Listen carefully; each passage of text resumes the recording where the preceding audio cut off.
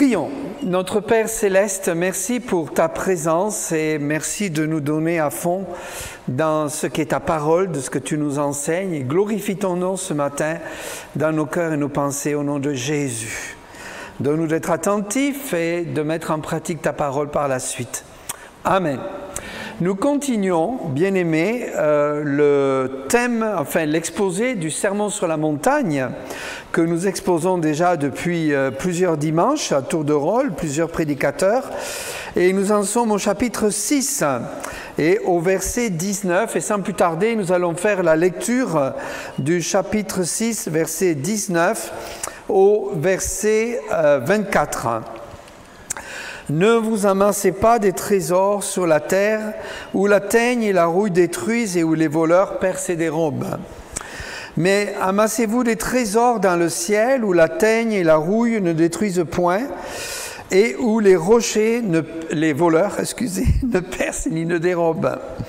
Car là où est ton trésor, là aussi sera ton cœur. L'œil est la lampe du corps, et si ton œil est en bon état, tout ton corps sera éclairé. Mais si ton œil est en mauvais état, tout ton corps sera dans les ténèbres. Si donc la lumière qui est en toi est ténèbres, combien seront grandes ces ténèbres? Nul ne peut servir deux maîtres. Il haïra l'un ou aimera l'autre, ou s'attachera à l'un et méprisera l'autre. Vous ne pouvez servir Dieu et Mammon. Nous avons vu précédemment, bien-aimés, dans le chapitre 6, qu'il y a une bonne et mauvaise façon de donner l'aumône. Il y a une bonne et mauvaise façon de prier. Il y a une bonne et mauvaise façon de jeûner. Et c'était en fait 3 exercices de piété que les Juifs religieux, notamment les pharisiens, pratiquaient de la mauvaise façon. Et Jésus enseigne ses disciples à faire de la bonne façon. Une autre façon que Jésus enseigne à ses disciples, c'est de regarder les choses matérielles de la bonne façon. Parce qu'il semble aussi que les gens religieux regardaient les choses matérielles de la mauvaise façon. En fait, la piété des Juifs religieux était comme d'exercer, de prouver leur propre justice, même devant Dieu et devant les hommes. C'est pour ça que Jésus, au chapitre 6, et dans le premier verset, dit « Gardez-vous de pratiquer votre justice devant les hommes pour en être vus, autrement vous n'aurez point de récompense auprès de votre Père qui est dans les cieux. » Et ainsi, la perception de ces gens religieux était dévouée, était déviée de la façon avec laquelle Dieu pourtant l'avait suggéré dans l'Ancien Testament. Et ce matin, nous allons regarder la façon avec laquelle on devrait regarder de façon juste les choses matérielles dans notre vie. En fait, les gens religieux s'étaient même enrichis. Ils sont devenus matérialistes, cupides, avares et manipulateurs. Et quand on regarde le domaine religieux d'aujourd'hui, on peut voir des relations, n'est-ce pas, avec ce qui se fait dans le monde, notamment avec tout le mouvement de l'évangile de la prospérité, comme si la piété pouvait enrichir et était le but de la piété. En fait, les Juifs religieux avaient toutes sortes de péchés dans leur cœur. Ils avaient une idée fausse de ce qu'ils étaient, de leur relation avec le monde, la relation avec la parole de Dieu, la moralité et la piété qu'on vient de voir ici. Et ils avaient aussi automatiquement, dû qu'ils avaient toutes sortes de péchés dans leur vie, une perception fausse des choses matérielles. En fait, Jésus rectifie ici la bonne perception. Il y a la perception juste à voir des choses peut-être superflues, où il y a le cœur naturel qui veut s'enrichir, et puis la bonne perception de voir comment Dieu pourvoit aux choses essentielles de la vie. Autrement dit, vivre de façon spirituelle les choses matérielles et la façon avec laquelle Dieu veut pourvoir dans notre vie. Et ça, ce sera l'objet d'un prochain message au mois de septembre, des versets 25 au verset 34, où Dieu nous montre comment ne pas s'inquiéter, mais avoir confiance qu'il pourvoit à tous nos besoins. En fait, la bénédiction de Dieu dans les choses matérielles est liée à notre obéissance. Mais vous savez, il y a des gens qui obéissent au Seigneur qui restent pauvres parce qu'ils sont dans une situation, des pays peut-être où il n'est pas facile de vivre de façon matérielle. Ça dépend des cultures, des pays, des situations particulières. Il y a des gens qui sont très spirituels, qui sont persécutés et qui ne sont pas riches, qui sont pauvres. Donc, lier la richesse à la piété est une erreur grave. D'ailleurs, beaucoup d'hommes et de femmes de Dieu au travers de l'âge de l'Église ont vécu par la foi de façon même assez frugale pour honorer le Seigneur. Ici, Dieu parle du matérialisme. Quel est notre regard par rapport au matérialisme? Comment voyons-nous et analysons-nous, percevons-nous les choses matérielles dans notre vie? C'est vrai que Jésus a beaucoup parlé d'argent. Jésus a beaucoup parlé d'argent dans le Nouveau Testament et l'Ancien Testament abonde de la façon avec laquelle on devrait regarder les choses matérielles. Un théologien bien connu en Angleterre, un pasteur, John Stott, a dit ceci: « L'ambition mondaine exerce une grande fascination sur nous. La séduction du matérialisme est très difficile à briser. » Et cette séduction du monde peut vraiment influencer l'Église, peut influencer la vie chrétienne, les objectifs, les buts d'une famille, d'un couple, d'un individu, s'enrichir et avoir de plus en plus de choses qui pourraient être le danger, ou mettre le matérialisme une priorité qui en fait n'est pas la bonne priorité que le croyant devrait avoir dans sa vie. Parce que le matérialisme prend beaucoup de temps, beaucoup d'énergie et finalement gruger le temps du croyant qui devrait se consacrer à Dieu et servir le Seigneur. Nous allons voir ce matin, c'est un exposé, qu'il y a un vrai trésor à chercher, qui est le trésor céleste. Autrement dit, un choix d'investissement, d'investir dans les choses spirituelles et éternelles qui durent. Il y a une seule vision à projeter, le choix d'une perception, d'une bonne perception des choses matérielles. Et puis, il y a un seul maître à servir, et donc le choix du maître à servir qu'on a sur terre, parce que la Bible dit ici qu'on a un choix à faire entre Mammon, le Dieu des choses matérielles, et Jésus-Christ. Alors, quel va être notre choix ? Comment vivons-nous les choses matérielles dans notre vie? Quelle perception avons-nous? La Bible dit: « Ne vous amassez pas des trésors sur la terre, où la teigne et la rouille détruisent et où les voleurs percent et dérobent, mais amassez-vous des trésors dans le ciel, où la teigne et la rouille ne détruisent point, et où les voleurs ne percent et ne dérobent, car là où est ton trésor, là aussi seront ton cœur. » Juste avant d'exposer ce texte ici, une remarque. Dans l'Ancien Testament, il est clair que Dieu n'est pas contre la richesse. Dieu n'est pas contre les riches. Parfois, nous les chrétiens, nous avons peut-être une façon de penser que les riches sont vraiment les gens que Dieu va damner. Mais le pauvre qui ne se confie pas en Dieu est aussi damné que le riche qui ne se confie pas en Dieu. Le problème du riche, c'est qu'il a tendance parfois à se confier plus en ses richesses et à ne pas chercher Dieu de tout son cœur. Mais dans l'Ancien Testament, il y avait des hommes riches. Abraham, Job, qui après son épreuve a été enrichi d'une façon extraordinaire par Dieu. Salomon était un homme très riche. Et il y a plusieurs personnes qui sont mentionnées comme des gens très riches. Je vous lis le cas d'Abraham. La Bible dit qu'Abraham était très riche en troupeaux, en argent et en or. Bon, c'est le père de la foi.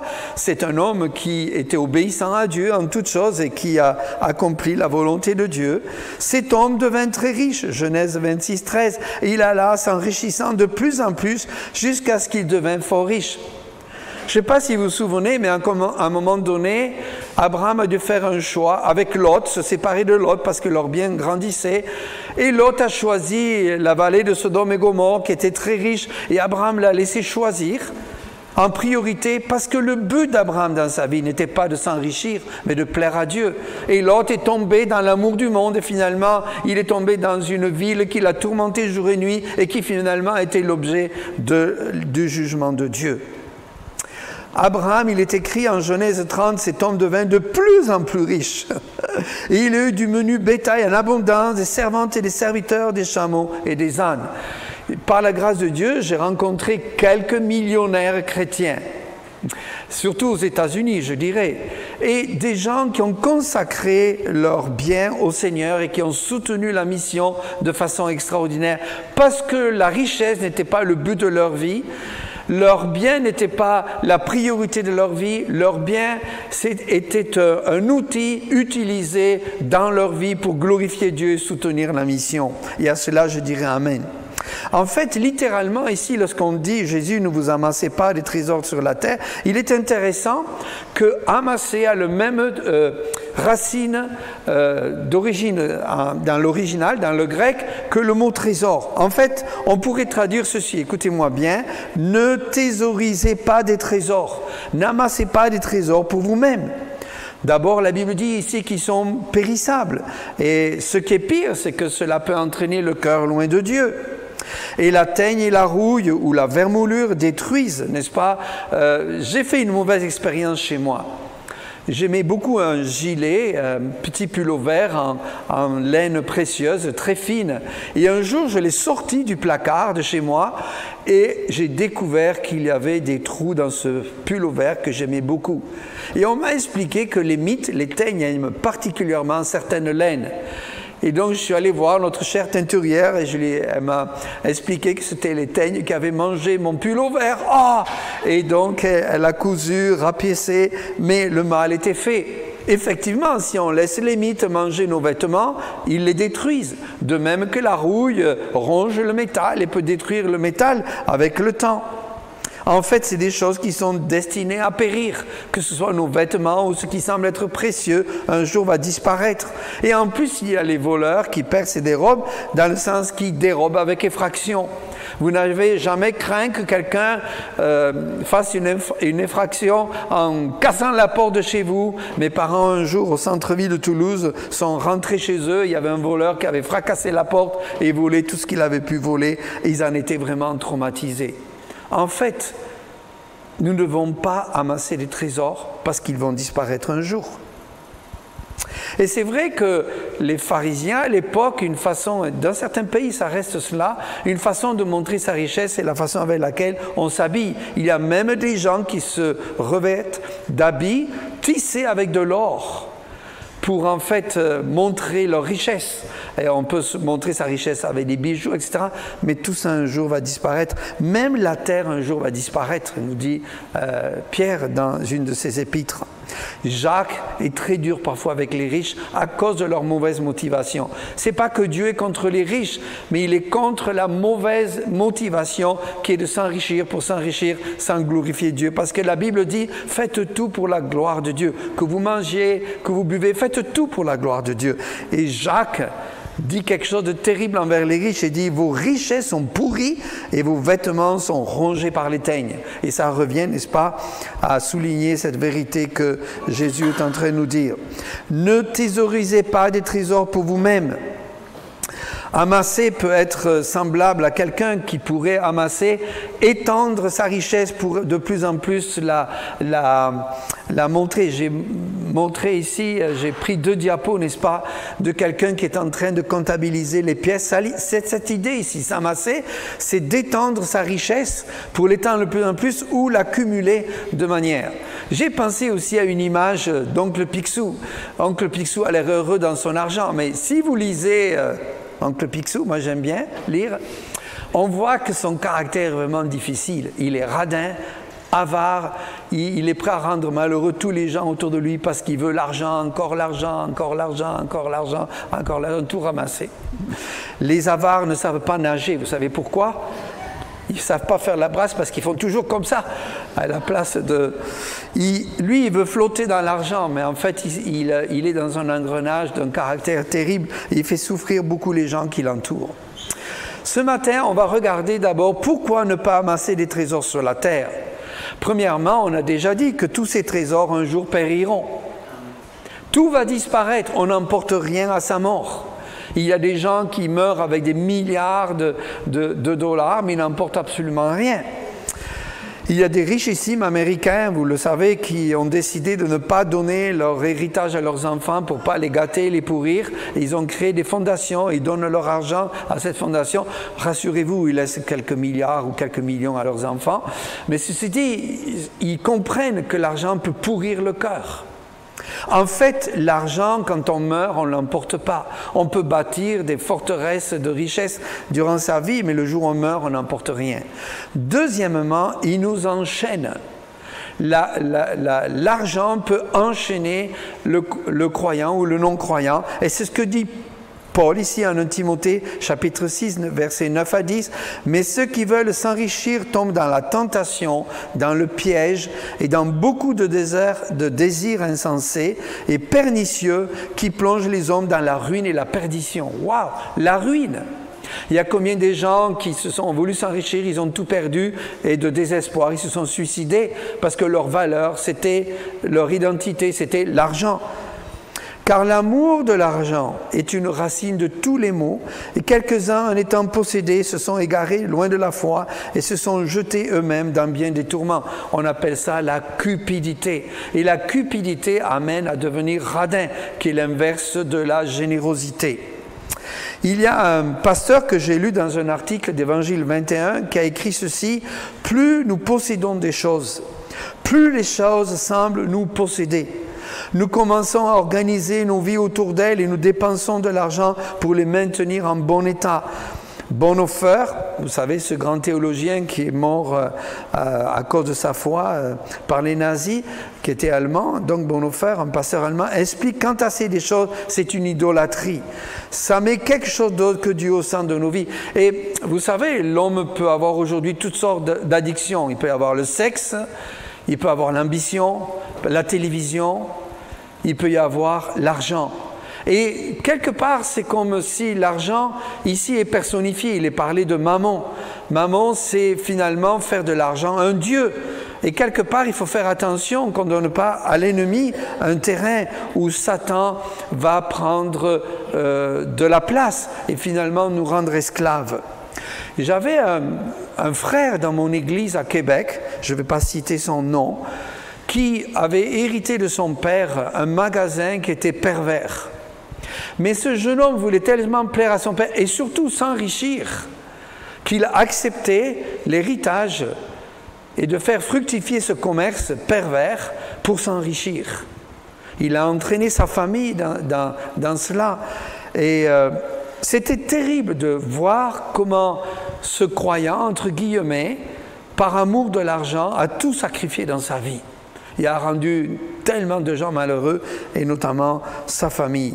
Tout ça pour le gain de l'argent. L'amour de l'argent, la Bible dit, est une racine de tous les maux. Et quelques-uns, en étant possédés, se sont égarés loin de la foi et se sont jetés eux-mêmes dans bien des tourments. Il y a plusieurs autres raisons pour lesquelles l'homme ne devrait pas s'attacher à l'argent. Je vous donne une raison essentielle, c'est le salut de l'âme. Les croyants devraient montrer qu'ils sont détachés de l'argent parce que l'argent, chez l'inconverti, peut être un obstacle à son salut. Et vous connaissez l'exemple notamment du jeune homme riche. Jésus a testé son cœur. L'homme riche cherchait quoi? La vie éternelle. Il cherchait le plus grand bien. Il possédait beaucoup de biens, mais il cherchait le plus grand bien qui était la vie éternelle. Et Jésus l'a regardé, il a dit: ah oui, vends tout ce que tu possèdes et viens et suis-moi. Il a juste mis l'accent sur où était le cœur du jeune homme riche. Et le cœur du jeune homme riche était plus dans l'argent que dans la recherche spirituelle. Il avait un langage qui semblait chercher les biens spirituels, mais en fait, dans son cœur, il cherchait les biens et était attaché aux biens matériels. L'amour de l'argent est quelque chose de terrible. Et dans la parabole du semeur, Jésus donne plusieurs cas de terrain où la semence de la parole de l'Évangile est semée. Il y a 4 terrains, mais il n'y a que le 4e qui porte du fruit. Les 3 autres ne permettent pas à la semence de germer et de porter du fruit. Pourtant, il est écrit ceci: celui qui a reçu la semence parmi les épines, c'est celui qui entend la parole, mais en qui les soucis du siècle et la séduction des richesses étouffent cette parole et la rendent infructueuse. Ainsi, les richesses chez un homme peuvent être une priorité dans sa vie, au point que la semence de la parole de Dieu ne puisse pas germer et porter du fruit, la semence de la vie éternelle. Donc la richesse peut être un obstacle au salut. Et Jésus a dit au jeune homme riche et à ses disciples, plutôt après avoir rencontré le jeune homme riche, « Je vous le dis en vérité, un riche entrera difficilement dans le royaume des cieux. » Et Marc 8, 36, c'est que servit-il un homme de gagner tout le monde si personne âme. Et vous connaissez la parabole du mauvais riche et de Lazare. Le mauvais riche, n'est-ce pas, faisait joyeuse vie, mais ne s'inquiétait pas du tout de ce pauvre Lazare qui presque était mourant de faim et était délabré et dépouillé de toutes choses. Il y avait un homme riche qui était vêtu de pourpre et de fin lin et qui chaque jour menait joyeuse et brillante vie. Et il vivait tellement en épicurien qu'il oubliait les pauvres. Or, Jésus nous a demandé de nous inquiéter des pauvres. Et cet homme se retrouve en enfer.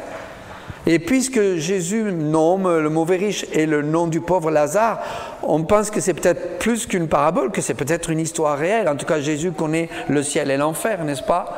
Il dit, voilà, le mauvais riche voudrait maintenant que Lazare aille apaiser ses souffrances dans l'enfer.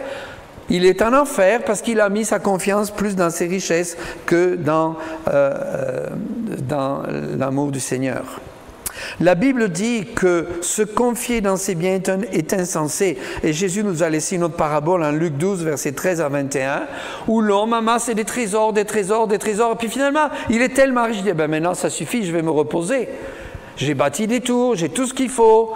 Et la Bible dit ceci, Jésus dit, il a été ainsi de celui qui amasse des trésors pour lui-même et qui n'est pas riche pour Dieu. Il appelle insensé, ton âme te sera redemandée aujourd'hui même.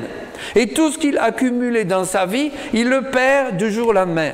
Et ça me fait penser à quelqu'un que je connaissais bien, qui était propriétaire d'une grande entreprise, qui a retardé un peu à prendre la retraite et qui était assez riche, on va dire, quelqu'un de la région. Et savez-vous quoi? Il a fait une hémiplégie juste la veille de prendre la retraite officiellement. Priez que, ça ne m'arrive pas, je prends la retraite dans quelques jours. Là. Mais il a fait un AVC, un deuxième AVC, une hémiplégie, et finalement il était nourri pendant des années avec un tube. Et il était dans une colère terrible, cet homme-là. Je l'ai vu sur son lit en colère, contre Dieu, contre tout le monde. Il aurait pu vivre une belle vie après sa retraite et profiter de la vente. Il avait vendu son entreprise, il allait prendre la retraite. Et du jour au lendemain, il est tombé malade au point d'être alité jour et nuit. Je me souviens d'un autre entrepreneur que je connaissais, qui avait une entreprise de bâtiment, et un de ses enfants a voulu développer l'entreprise. Et cet homme-là a vu son fils prendre main dans l'entreprise et vouloir faire des projets qui finalement ont amené la faillite de l'entreprise. Et lui-même, à l'époque, pour essayer de sauver l'entreprise, il a donné 400 millions de francs à l'époque pour essayer de sauver l'entreprise, mais l'entreprise a fait faillite. Parce qu'une ambition qui a pour but la richesse n'amène pas l'équilibre et le bon sens d'un enrichissement censé sous le regard de Dieu, d'autant plus quand vous êtes croyant. La richesse est aléatoire. La preuve, c'est qu'il y a des familles qui font faillite, qui se ruinent. Il y a des entreprises qui font faillite. Et la Bible dit que le riche, au contraire, se glorifie de son humiliation, car il passera comme la fleur de l'herbe. Le soleil s'est levé avec sa chaleur ardente. Il a desséché l'herbe, sa fleur est tombée, et la beauté de son aspect a disparu. Ainsi, le riche se flétrira dans ses entreprises. Qu'est-ce que ça veut dire ici ? Un riche qui convoite ses richesses, qui en fait la priorité de sa vie, devrait considérer qu'en fait, tout passe sur cette terre. Il n'a pas plus de valeur que l'herbe qui sèche et qui meurt. C'est aléatoire, c'est éphémère. Et la Bible dit, et ça fait penser à un Apocalypse, j'espère que vous lisez l'Apocalypse de temps en temps, la chute, la destruction de la grande ville de Babylone, considérée comme une des villes les plus riches, en une seule heure, tant de richesses ont été détruites.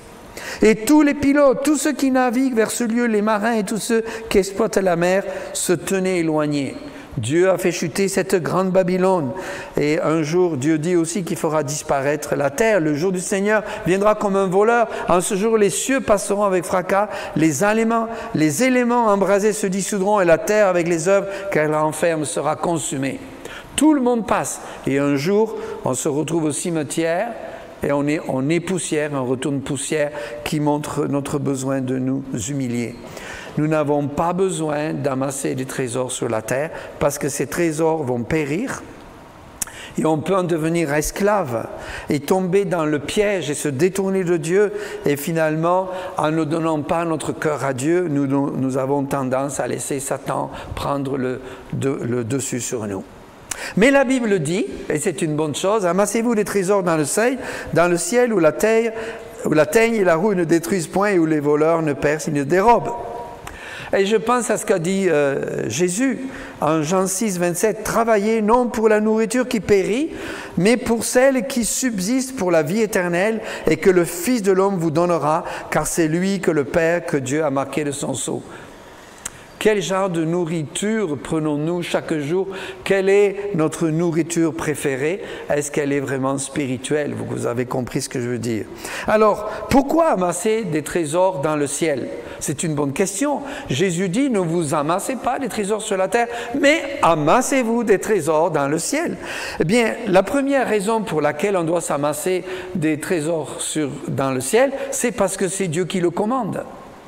Et ne pas amasser des trésors pour le ciel, c'est désobéir à Dieu, c'est amasser des trésors sur la terre.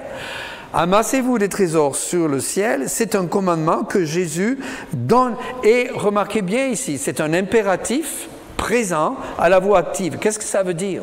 C'est un impératif, c'est un ordre. C'est présent, ça veut dire que ça devrait être le style d'une vie quotidienne. Et c'est à la voix active, ça veut dire qu'on doit soi-même se donner activement, j'allais dire, oui, soumettre nos volontés à la volonté de Dieu pour qu'il agisse comme il le désire. Et il y a bien d'autres raisons pour lesquelles on doit se soumettre à cette injonction. C'est d'apprendre à faire confiance en Dieu, de vivre avec modestie, avec fidélité. Toute notre vie, nous pouvons valoriser Dieu en se soumettant à Dieu, en étant fidèles, et en croyant, c'est ce que je veux dire, que lui est fidèle à pouvoir nos besoins. Et c'est ce qui explique après Jésus, dans le passage à partir du verset 25 jusqu'au verset 34, que Dieu a promis de pouvoir à tous nos besoins. Et nous nous inquiétons beaucoup dans ce domaine. Et je confesse que parfois dans ma vie, avec 6 enfants, je me suis inquiété inutilement parce que Dieu a pourvu à tous mes besoins et nous a permis avec ma chère épouse de les élever dans le Seigneur. Alors, pourquoi amasser des trésors dans le ciel? C'est un commandement et c'est quelque chose qu'on doit pratiquer. C'est quelque chose que l'on doit faire, mais c'est parce que les trésors dans le ciel subsistent éternellement, et je crois que la gloire du croyant dans le ciel sera l'amplification de ce qu'a été son obéissance dans le ciel. Plus nous obéissons au Seigneur, plus nous pratiquons sa justice sur terre, plus notre gloire, comme des étoiles qui diffèrent l'une de l'autre, la gloire du croyant dans le ciel sera différente l'un de l'autre. Alors la question qui suit, c'est comment amasser des trésors dans le ciel? C'est quelque chose de pratique. Si Dieu me demande de pratiquer cela, comment je dois le faire? Eh bien, j'ai trouvé plusieurs raisons, plusieurs façons plutôt d'amasser des trésors dans le ciel. Premièrement, c'est de pratiquer la libéralité. Et c'est ce que dit Paul à Timothée au propos des riches. Recommande-leur de faire du bien, d'être riches en bonnes œuvres, d'avoir de la libéralité, de la générosité et de s'amasser ainsi pour l'avenir un trésor sur un fondement solide afin de saisir la vie véritable. On va parler tout à l'heure de la bonne perception de voir les choses matérielles. On peut effectivement, en tant que riche, travailler pour glorifier le Seigneur. J'ai des chers amis que je connais depuis des années. Tous les deux sont en profession libérale et leur but, c'est de mettre leurs revenus à la disposition de Dieu. Waouh!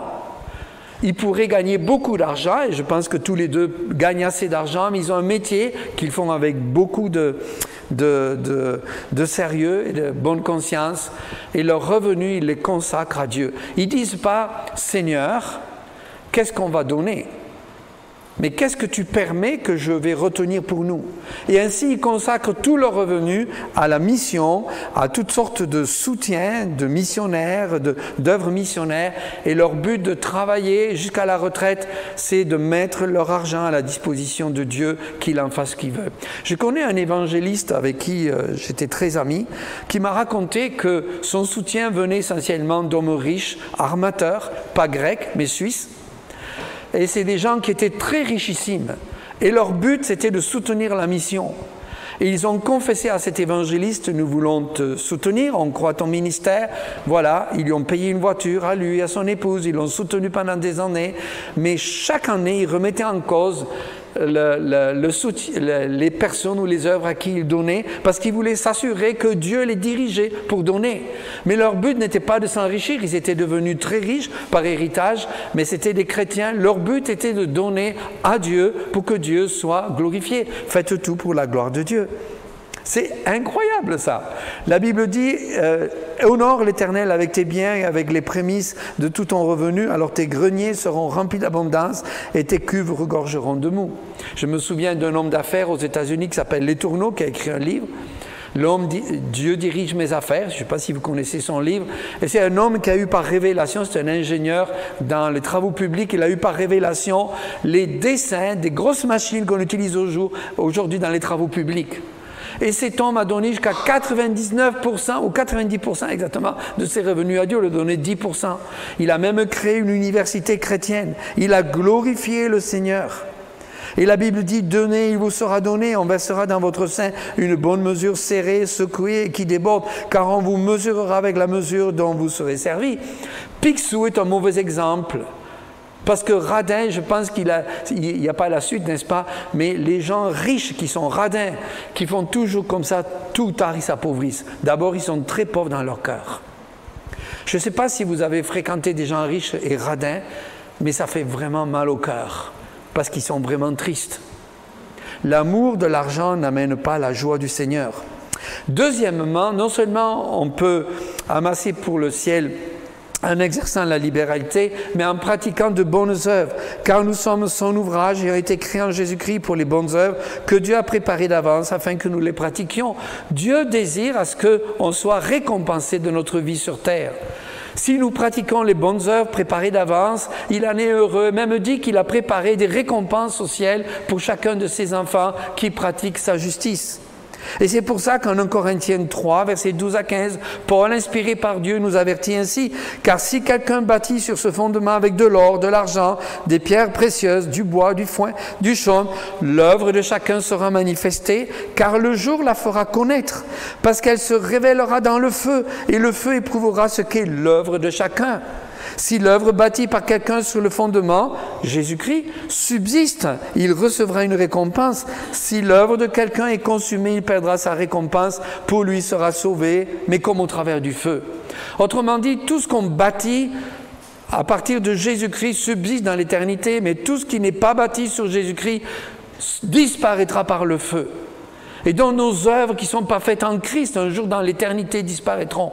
On sait que le croyant va être jugé par le tribunal de Christ, qui est un tribunal non pas de condamnation, jugé par rapport à ses œuvres pour être récompensé. Le terme béma, le tribunal, était un terme utilisé à l'époque pour récompenser les gens qui, mettons, couraient, gagnaient la course. C'était, mettons, aux Jeux Olympiques, il y avait une estrade où on récompensait les gagnants, ça s'appelait béma.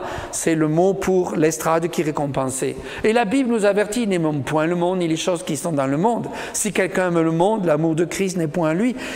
Car tout ce qui est dans le monde, la convoitise de la chair, la convoitise des yeux et l'orgueil de la vie ne vient point du monde, mais ne vient point du Père, mais vient du monde. Et le monde passe, et sa convoitise aussi, mais celui qui fait la volonté de Dieu demeure éternellement.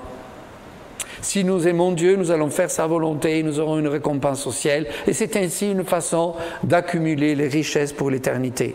Et bien sûr, il y a d'autres richesses. La liste n'est pas exhaustive, mais je pense par exemple à quelque chose que Dieu dit. « Heureux l'homme qui a trouvé la sagesse et l'homme qui possède l'intelligence.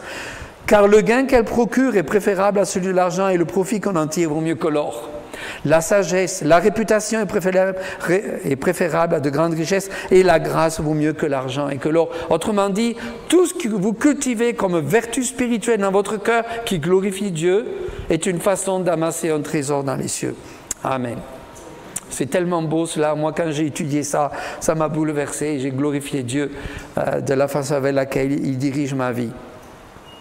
Il y a une façon aussi de glorifier Dieu, c'est de faire attention que ce que l'on a ne nous appartient pas. J'ai retrouvé en Deutéronome ce verset, « Garde-toi de dire en ton cœur, ma force et la puissance de ma main m'ont acquis ces richesses. » Le jour où on s'élève, quand Nebuchadnezzar qui dit « Ah, mon royaume, Dieu l'a rendu comme un animal qui est allé brouter l'herbe. » Dieu résiste aux orgueilleux, il abaisse les orgueilleux, mais il élève les humbles. Il résiste aux orgueilleux, mais il fait grâce aux humbles. Et une façon de donner, évidemment, généreusement, est l'exemple de Charles Sturt qui a donné toute sa fortune à l'Armée du Salut, à la mission du John Taylor en Chine, qui a tout donné à un homme très riche parce qu'il ne voulait pas faire comme le jeune homme riche. Alors tout le monde n'est pas peut-être appelé à faire comme le jeune homme riche, mais la disposition du cœur devrait faire que Dieu est toujours une priorité par rapport à nos choses matérielles. Et reconnaissons que dans notre société où le matérialisme est devenu un Dieu, petit d, et peut-être trop, dans le sens qu'il prend trop de place, qui prend la place de Dieu avec un grand D, la tentation est très forte. Parce que plus on possède, plus on a besoin d'eux. Plus on possède, plus on a des difficultés, des soucis, les soucis de la vie. Gardons-nous de faire de la richesse quelque chose qui est une priorité dans notre vie. Car là où est ton trésor, là aussi sera ton cœur. Alors évidemment, si nous laissons Dieu prendre la plus grande place, évidemment, notre cœur sera touché pour lui donner tout ce qui est précieux dans notre vie, pas simplement les choses matérielles, mais le temps, les personnes qui nous entourent, la famille. Et en fait, Dieu va nous permettre d'instruire par exemple nos enfants en passant du temps avec eux pour les instruire dans le Seigneur. Passer du temps, bâtir pour l'éternité, c'est bâtir sur la parole de Dieu. Et la Bible dit, si donc vous êtes ressuscité avec Christ, cherchez les choses d'en haut où Christ est assis à la droite de Dieu. Affectionnez-vous aux choses d'en haut et non à celles sur la terre, car vous êtes morts et votre vie est cachée avec Christ en Dieu. Le cœur, lorsqu'il meurt en Christ, il laisse la place à Christ et cherche les choses d'en haut.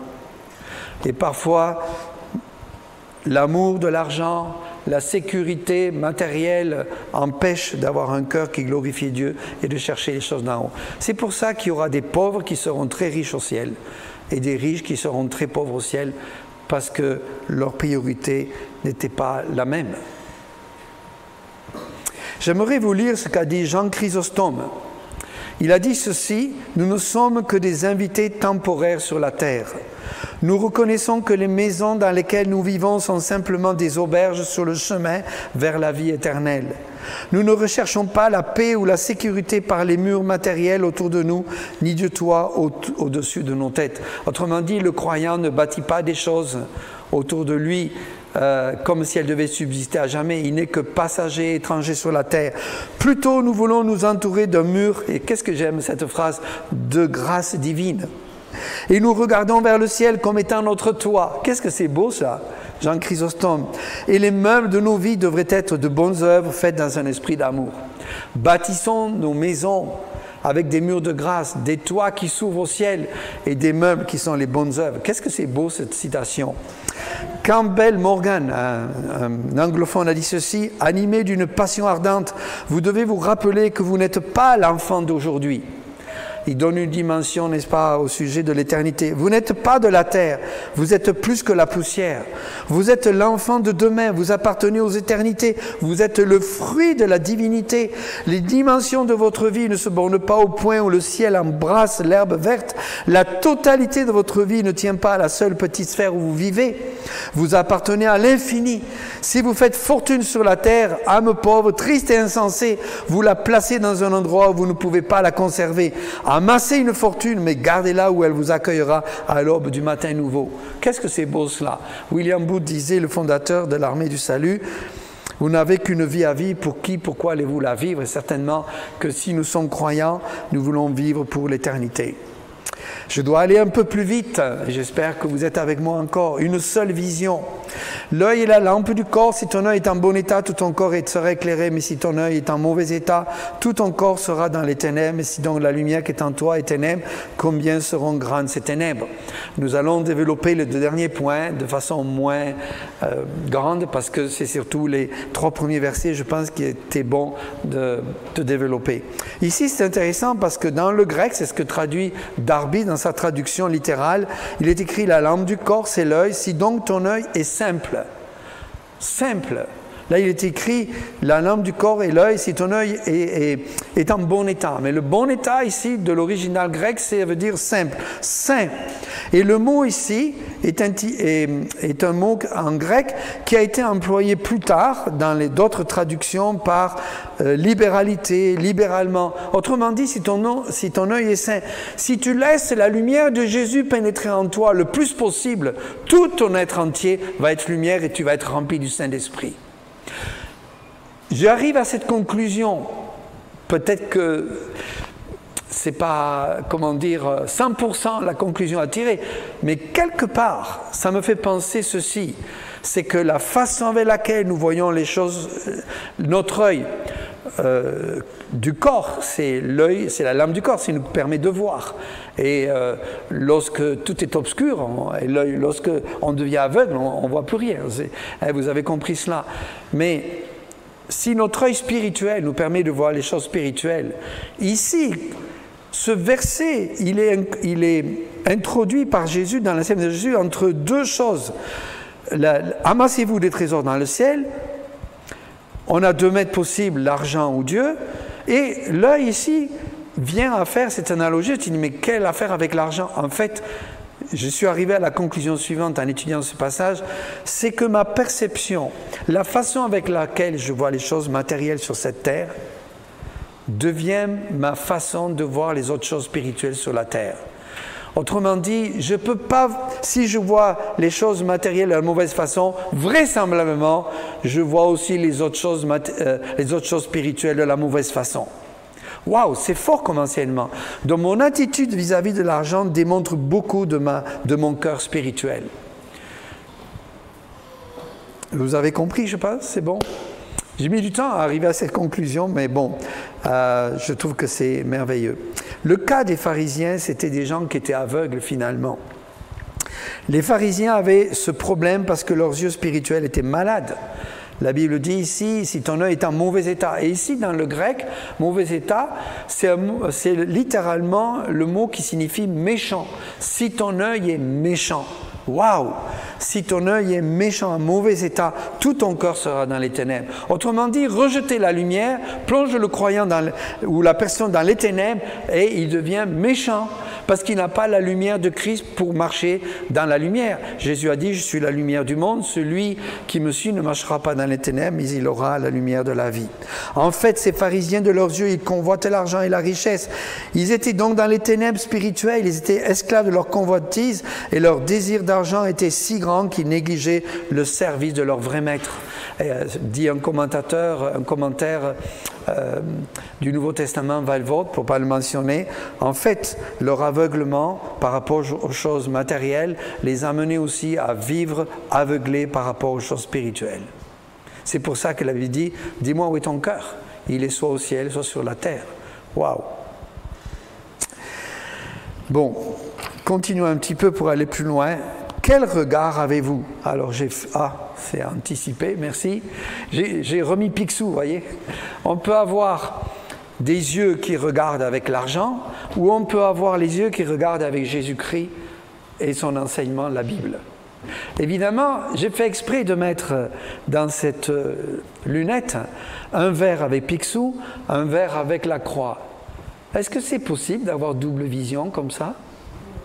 Vous qui travaillez dans le domaine, est-ce que c'est possible d'avoir une double vision comme ça? Normalement, quand on centre, on ne voit qu'une chose, enfin, il peut y avoir plusieurs choses devant soi. Mais dans la vie du croyant, ça, ce n'est pas possible. On ne peut pas avoir une double vision. On ne peut pas faire de maman son Dieu l'argent et faire de Jésus-Christ son Dieu. On doit choisir pour que notre vue et nos verres voient qu'une seule chose. Et on doit avoir qu'un seul maître, et c'est ce que dit Jésus ici. Et pour bien voir, je termine ce point avec une application pratique. J'ai pensé au verset en Éphésiens qui dit, et c'est Paul qui prie, regardez bien comme il prie, il dit « Je ne cesse de rendre grâce pour vous, faisant mention de vous dans mes prières, afin que le Dieu de notre Seigneur Jésus-Christ, le Père de gloire, vous donne un esprit de sagesse, de révélation dans sa connaissance. » Et qu'est-ce que j'aime ce verset? Qu'il illumine les yeux de votre cœur, afin que vous sachiez quelle est l'espérance qui s'attache à son appel, quelle est la richesse de la gloire de son héritage qu'il réserve aux saints, quelle est envers nous qui croyons l'infinie grandeur de sa puissance, se manifestant avec efficacité par la vertu de sa force. S'il y a bien une richesse à chercher, c'est Jésus-Christ. Et Paul prie que ces Éphésiens aient la révélation de la personne de Jésus-Christ. Mais lorsque nos yeux voient et sont aveuglés par les richesses, on perd la vue de la richesse de Jésus-Christ. J'aimerais vous donner une anecdote personnelle, ça vous va? Un jour, à Québec, je l'ai déjà donné ici, mais ça va bien dans le message, peut-être vous n'avez pas écouté l'autre message. Un jour à Québec, voyant les 6 enfants, voyant le salaire relatif que j'avais, qui n'était pas trop élevé, je me dis, mais il faut avoir un complément de salaire. Donc, j'ai acheté une voiture en dollars canadiens, que je pouvais revendre en dollars américains avec 20% de différence. En plus, si j'achetais une voiture en dollars canadiens, les voitures au Canada étaient meilleur marché, donc je faisais double profit. Le marché du dollar plus faible, de la voiture plus faible et le dollar plus faible. Et donc un jour, je suis parti pour aller vendre ma voiture aux États-Unis et j'ai commencé, comme Pierrette au Potolet, à penser « Ah, mais je pourrais vendre une voiture par mois, faire aller-retour chez mon beau-père, vendre la voiture et revenir avec un peu de pécule pour soulager les finances de la maison. » Et à 5 heures du matin, je suis parti de bonne heure, j'avais presque 10 heures de voyage à faire. Et tout d'un coup, sur le chemin, je double une voiture et là, je me trouve en face d'un gros bloc de béton sur l'autoroute. Comment ça s'est mis là, je ne sais pas. Et j'ai dû l'éviter par certainement un camion qui avait eu un problème, un gros truc sur le chemin. Je l'ai évité de justesse. Et je me suis dit, mais là, tu aurais pu avoir un accident, tu aurais pu mourir. Et Dieu a utilisé cet incident pour me dire quelque chose. Il me dit, où vas-tu, Michel? Mais je vais vendre ma voiture aux États-Unis, là. Il me dit, oui, mais je ne t'ai pas appelé au Québec pour ça. Je t'ai appelé au Québec pour le salut des âmes. Et là, je peux dire que j'ai pleuré abondamment devant le Seigneur. Je me suis repenti. Dieu m'a fait grâce devant la voiture, je suis revenu. Mais j'ai compris la leçon. C'est Dieu qui prend plaisir à pourvoir à nos besoins. Si nous faisons de lui une priorité, il va prendre soin de nous. Et Dieu pourvoira tous vos besoins selon la richesse. La richesse de Christ est infinie. On termine avec un seul maître. On a un choix à faire. C'est mammon, qui est la translittération du mot araméen mammona, qui signifie richesse ou bien. Autrement dit, Jésus, il a pris le mot mammon pour personnifier la richesse. Autrement dit, c'est plus qu'un objet, ça devient un esprit. De quel esprit êtes-vous animé? Peut-on dire quelque part aussi, parfois. Et maître, c'est kurios, qui est aussi dans ce contexte maître d'esclave. Or, quand tu es maître d'un esclave, l'esclave est en contrôle totalement du maître. Il ne peut pas faire ce qu'il veut, il ne peut pas aller là où il veut. Et tout son temps est lié à servir son maître. Et d'ailleurs, le mot servir ici, ça a la même origine que le mot serviteur-esclave. Un serviteur dans le grec du Nouveau Testament, c'est doulos et esclave. Je suis serviteur de Dieu, dit Paul. Je suis serviteur, mais je suis esclave de Dieu. Et là, Jésus est en train de prendre ce mot pour montrer, voilà, vous avez 2 choix dans la vie. Vous avez un choix dans la vie, je veux dire. Vous avez 2 options. Soit vous avez mammon comme maître et qui dirige pour montrer la puissance de la richesse personnifiée et de quel esprit êtes-vous animé, soit vous avez Dieu. Mais ça ne peut pas être les 2. Parce que la Bible dit ici, soit vous haïssez l'un et vous aimez l'autre, soit vous vous attachez à l'un et vous méprisez l'autre. Vous ne pouvez pas servir de maître. Un esclave n'avait pas de maître, il n'avait qu'un maître, kurios, un seul Seigneur. Voilà ce qu'a dit Luther, ce réformateur. Avoir de l'argent et du bien n'est pas un péché, mais ne le laisse pas devenir ton maître, qu'il te serve et que tu sois son maître.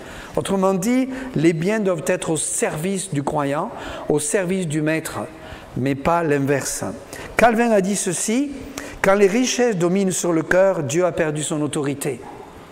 Notre trésor est soit sur la terre, soit au ciel. Notre vie spirituelle est remplie soit de lumière, soit de ténèbres.